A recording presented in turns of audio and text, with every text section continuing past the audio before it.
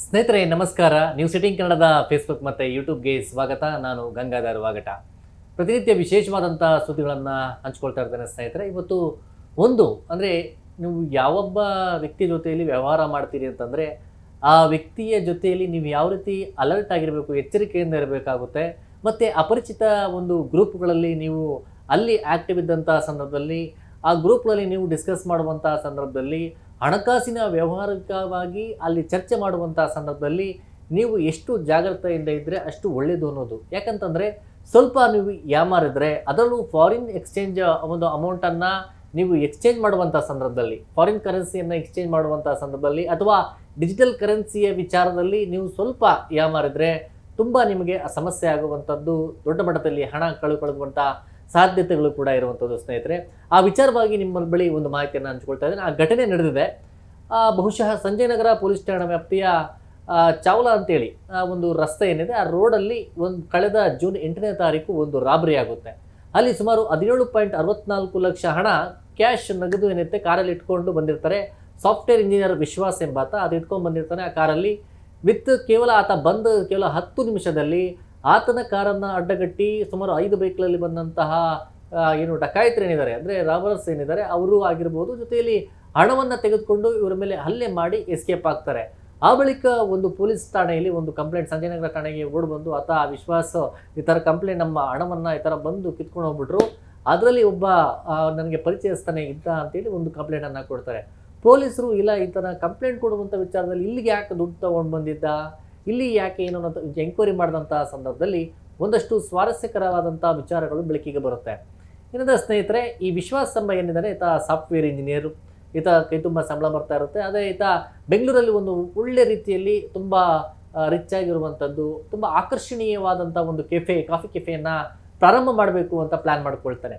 ಆ ಕೆಫೆ ಪ್ರಾರಂಭ ಮಾಡಿದ್ರೆ ಈ ಒಳಗಡೆ ಇರುವಂಥ ಇಂಟೀರಿಯರು ತುಂಬ ಡಿಸೈನ್ ಆಗಿರಬೇಕು, ಇಂಡಿಯನ್, ಮತ್ತು ಅದನ್ನು ಹೊರತುಪಡಿಸಿ ಫಾರಿನ್ನಲ್ಲಿ ಅಂದರೆ ಚೀನಾ, ಜಪಾನಿ ಆ ರೀತಿಯಲ್ಲಿ ಮಾಡರ್ನ್ ರೀತಿಯಲ್ಲಿ ಇಂಟೀರಿಯರ್ ತರಿಸ್ಕೊಂಡು ಮಾಡಬೇಕು ಅಂತೇಳಿ.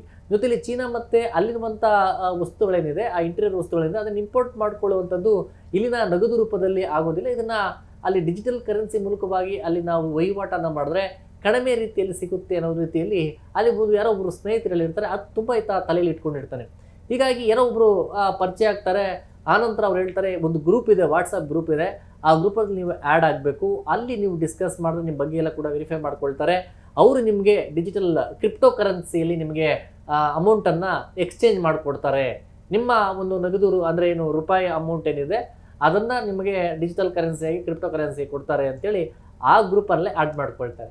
ಗ್ರೂಪಲ್ಲಿ ಆ್ಯಡ್ ಆದಂಥ ಬಳಿಕ ಇದು 1 ತಿಂಗಳಿಂದಲೂ ಕೂಡ ಬೆಳವಣಿಗೆ ಆಗಿರುವಂಥ ಇಶ್ಯೂ. ಆ ಗ್ರೂಪಲ್ಲಿ ಆ್ಯಡ್ ಆದ ನಂತರ ಅಲ್ಲಿ ಒಬ್ಬನ ಪರಿಚಯ ಆಗುತ್ತೆ. ಆತ ಕಾಶ್ಮೀರಿ ಮೂಲದಂಥ ಯುವಕ ಮುಜಾಮಿಲ್ ಅಂತೇಳಿ. ಆತ ಇಲ್ಲಿ ಓದೋಕ್ಕೆ ಬಂದಿರ್ತಾನೆ. ಓದೋಕ್ಕೆ ಬಂದಂಥವನು ತನ್ನ ಜೊತೆಗಾರನನ್ನು ಇಲ್ಲಿ ಇಬ್ಬರು ಬಂದಿರ್ತಾರೆ ಕಾಶ್ಮೀರದಿಂದ. ಇದರಲ್ಲಿ ಮಾಸ್ಟರ್ ಮೈಂಡ್ ಅಂದರೆ ಇಲ್ಲಿ ಮುಜಾಮಿಲ್. ಇವನೇನು ಮಾಡ್ತಾನೆ, ತುಂಬ ಟೆಕ್ನಿಕಲ್ ಆಗಿ ಈ ಸಾಫ್ಟ್ವೇರ್ ಡಿಜಿಟಲ್ಲಿ ಆ್ಯಕ್ಟ್ ಮಾಡುವಂಥದ್ದು ಏನಿದೆ ಇವೆಲ್ಲ ಕೂಡ, ಅಂದರೆ ಹ್ಯಾಕಿಂಗ್ ಅಂತಲ್ಲ, ಆ ಬಳಕೆ ಮಾಡುವಂಥ ವಿಚಾರ ಏನಿದೆ ತುಂಬ ಆ ಬಗ್ಗೆ ತುಂಬ ಟೆಕ್ನಿಕಲಿ ಸೌಂಡ್ ಇರುವಂಥ ವ್ಯಕ್ತಿ ಅಂತಂದರೆ ಈ ಮುಜಾಮಿಲ್.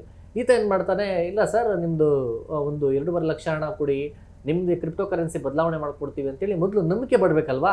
ಆ ರೀತಿಯಾಗಿ ಆತ ಮನೆಗೆ ಹೋಗಿ ಅಮೌಂಟನ್ನು ತೆಗೆದುಕೊಂಡು ಅದನ್ನು ಡಿಜಿಟಲ್ ಕರೆನ್ಸಿ ಮಾಡಿಕೊಟ್ಟ ಅಂತ ಅವನು ಹೇಳ್ತಾ ಇದ್ದಾನೆ. ಅದು ಬಟ್ಟೆ ಇನ್ನೂ ಕೂಡ ಅದು ಕ್ಲಾರಿಟಿ ಇಲ್ಲ. ಪೊಲೀಸ್ ಇನ್ವೆಸ್ಟಿಗೇಷನ್ ಆ ಥರ ಗೊತ್ತಾಗ್ತಾ ಇದೆ. ಆದರೆ ಇವನು ಆ ಥರ ಇನ್ವೆಸ್ಟಿಗೇಷನ್ ಆತ ಹೇಳಿರುವಂಥದ್ದು. ಆ ಬಳಿಕ ಇಲ್ಲ ಸರ್, ನೀವು ದೊಡ್ಡ ಮಟ್ಟದಲ್ಲಿ ಅಮೌಂಟ್ ಏನಿದೆ ಅದೆಲ್ಲ ಏನಿದೆ ಅದು ತೊಗೊಂಬನ್ನಿ, ಒಂದೇ ಸರಿ ನಿಮಗೆ ನಾವು ಅಮೌಂಟನ್ನು ಇದು ಮಾಡಿಕೊಡ್ತೀವಿ ಅಂತೇಳಿ ಈತ ಈ ಮುಜಾಮಿಲ್ ಆಗಿರ್ಬೋದು ಆತ ಕಳಿಸಿರುವಂಥದ್ದು.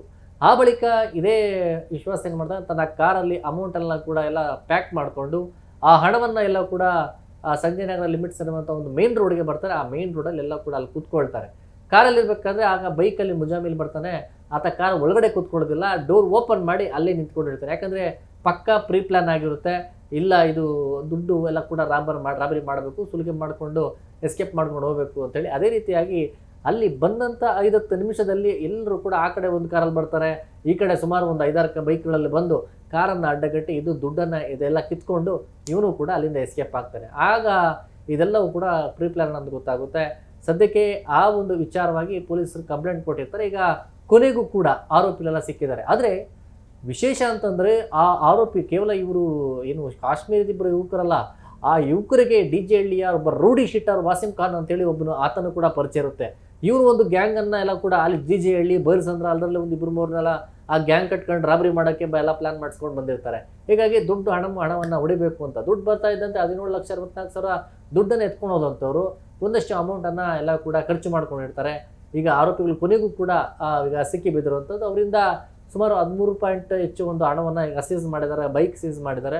ಅವೆಲ್ಲವನ್ನ ಕೂಡಿ ಸೀಸ್ ಮಾಡಿ ಈಗ ಕಸ್ಟಡಿಗೆ ತೆಗೆದುಕೊಂಡು ವಿಚಾರಣೆಯನ್ನು ಮಾಡ್ತಾ ಇರುವಂಥದ್ದು. ಇವರಿಬ್ಬರು ಕೂಡ ಯುವಕರೇನಿದ್ದಾರೆ, ಇವರು ಇದನ್ನು ಅಂದರೆ ಈ ವ್ಯಕ್ತಿಗೆ ಮಾತ್ರನಾ ಅಥವಾ ಬೇರೆ ಯಾರಾದರೂ ಇದೇ ರೀತಿ ಮಾಡಿದಾರಾ, ಇವರಿಬ್ಬರು ಓದಕ್ಕೆ ಬಂದಂಥವ್ರು ಇಲ್ಲೇ ಯಾಕೆ ಉಳ್ಕೊಂಡಿದ್ದಾರೆ, ಅವರ ಎಲ್ಲಿ ಉಳ್ಕೊಂಡಿರೋದು, ಅವ್ರ ಹಿನ್ನೆಲೆ ಏನು, ಇವೆಲ್ಲದ ಒಂದು ಮಾಹಿತಿಯನ್ನು ಈಗ ಪೊಲೀಸರು ಕಸ್ಟಡಿಗೆ ತೆಗೆದುಕೊಂಡು ವಿಚಾರಣೆಯನ್ನು ಕೂಡ ಮಾಡ್ತಾ ಇರುವಂಥದ್ದು ಸ್ನೇಹಿತರೆ. ಈ ಒಂದು ಮಾಹಿತಿ ನಿಮಗೆ ಇಷ್ಟವಾಗಿದ್ದಲ್ಲಿ ನ್ಯೂಸ್18 ಕನ್ನಡದ ಫೇಸ್ಬುಕ್ ಮತ್ತು ಯೂಟ್ಯೂಬನ್ನು ಸಬ್ಸ್ಕ್ರೈಬ್ ಮಾಡಿ ಮತ್ತು ಶೇರ್ ಮಾಡಿ.